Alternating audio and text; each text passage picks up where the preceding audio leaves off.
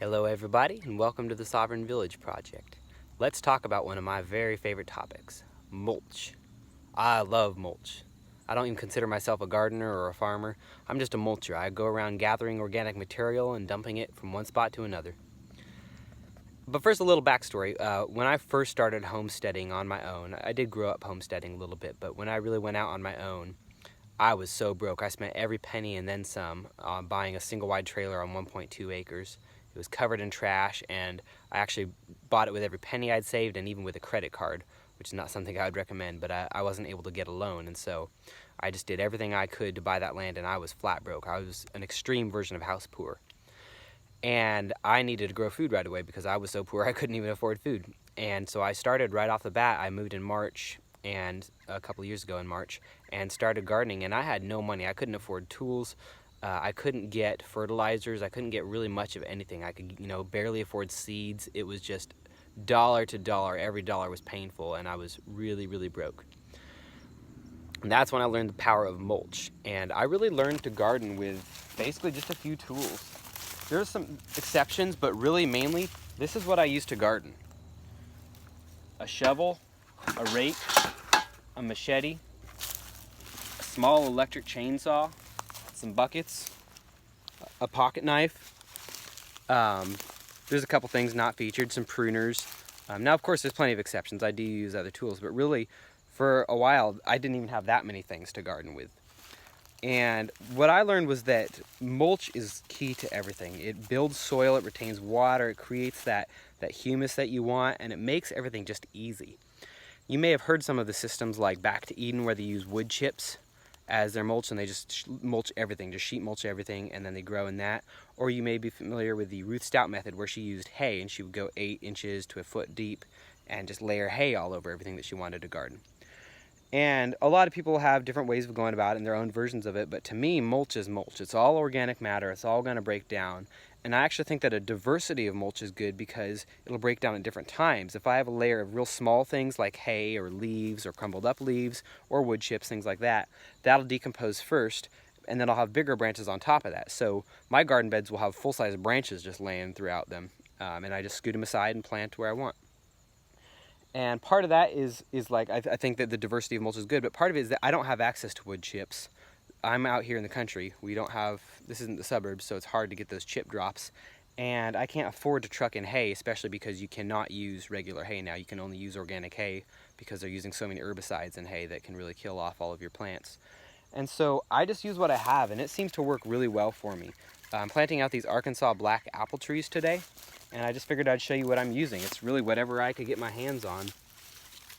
I started with kind of a humus. It's kind of in between compost and mulch. And where I get it from is this driveway right here, because soon this is going to be graveled, and I don't want to waste this nice top inch layer of humus. So look at that stuff. It's just already broken down for me. It's phenomenal mulch. This is what the other mulch will become. And then the next step for that, if you dig down, is good, rich soil. And so that's what I've done on these Arkansas black apple trees, is I put a layer of that, and then I used the little bit of hay that I do have, which comes from my rabbit hutch. This is organic hay from a farm down the road, and it's full of rabbit pee and rabbit manure, just great stuff. And I put that close to the base of the tree, and that'll rot quickly. And then I did layers of leaves, plenty of leaves. It's fall, and I just used the rake, and I grabbed them from the immediate area. I used a lot of green stuff, a lot of leaves, pine needles, things like that. And then I started laying in small sticks that I broke apart by hand and with a machete. And I did a layer of small sticks, and none of this is in perfect layers, but it's kind of the smaller stuff at the bottom, bigger stuff at the top.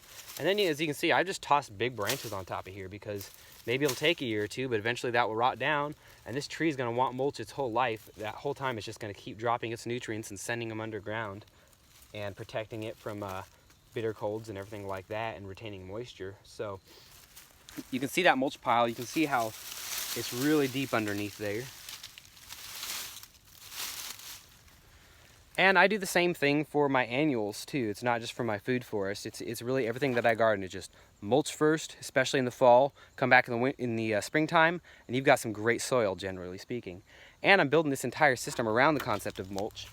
You can see behind this apple tree, there's a big old oak that I'm going to be leaving. I'm going to be pollarding it so I can reach it to maintain it. And what it's going to be doing is reaching deep, deep underground, grabbing all those nutrients, and it will drop that in the form of leaves, and then I will also chop and drop branches off it selectively, and it will feed this tree. And by the way, that back end is the north end, so this is also kind of a sloped system here to capture as much sunlight as possible. So that tree's doing that job, feeding this guy. This guy's going to also drop his leaves, and there will be plenty left over that I'll scoot that forward, and I'll mulch in front of it, and that will be deciduous shrubs and fruit-bearing shrubs, things like elderberry or blackberry, things like that. And then right in front of that will be a layer of annuals.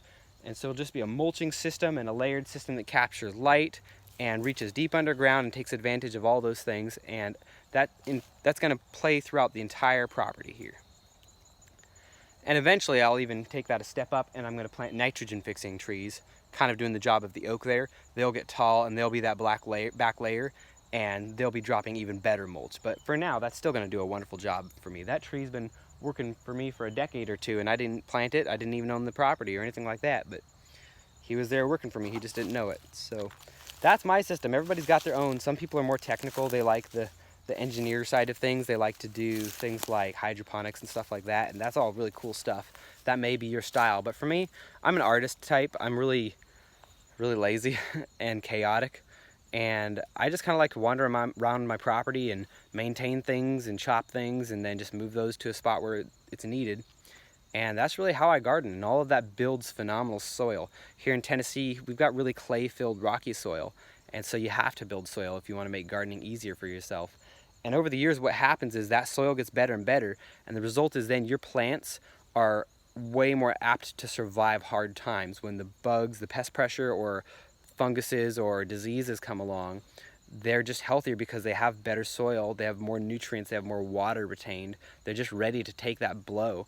And gardening becomes increasingly easy as you do this system. So that's how I mulch. I don't buy anything, really. I don't bring in any mulch. If I find wood chips, yeah, I'll bring them in. If I can get my hands on some spoiled hay that doesn't have herbicides, I'll use that too. But in the meantime, I'm surrounded by mulch. It's just up there. I just have to get it down there somehow. This whole home site was scrub forest right here. And so not one branch of that, not a single tree or a branch or leaf is wasted. All of that is raked or dragged or chopped and brought over to there. The most labor I'll put in is maybe making biochar out of it, but even that's pretty intensive for me. I'd rather just lay it on the ground and let nature do its work, because we're not quite to the apocalypse yet. We've got a little time, it seems like. I mean, it seems like things are getting a little crazy, but by starting now with just mulching, I haven't had to worry too much about intensive food production. It's just been ramping up, and every year, I've been doing it for about 2 years now, every year it gets easier and I get a lot more produce from it. Next year it's going to be super abundant because this soil is just getting really good and there's mulch everywhere. So that's my system. I hope you can take something from it if you'd like to. It's really easy. Gardening's not hard. Just don't be afraid to kill plants and make mistakes. I hope to be making mistakes and killing plants when I'm 90 years old. Even if I consider myself a master by then, I'll just tackle harder plants to grow. I'll try to grow non-hardy things in a cold environment or something, because I want to kill plants. I want to fail. I want to keep learning. So happy gardening, happy mulching. Mulch is the best thing ever. Do it. Do it this fall. The leaves are on the ground. It's gold right there waiting to be used. Everybody stay safe and be well.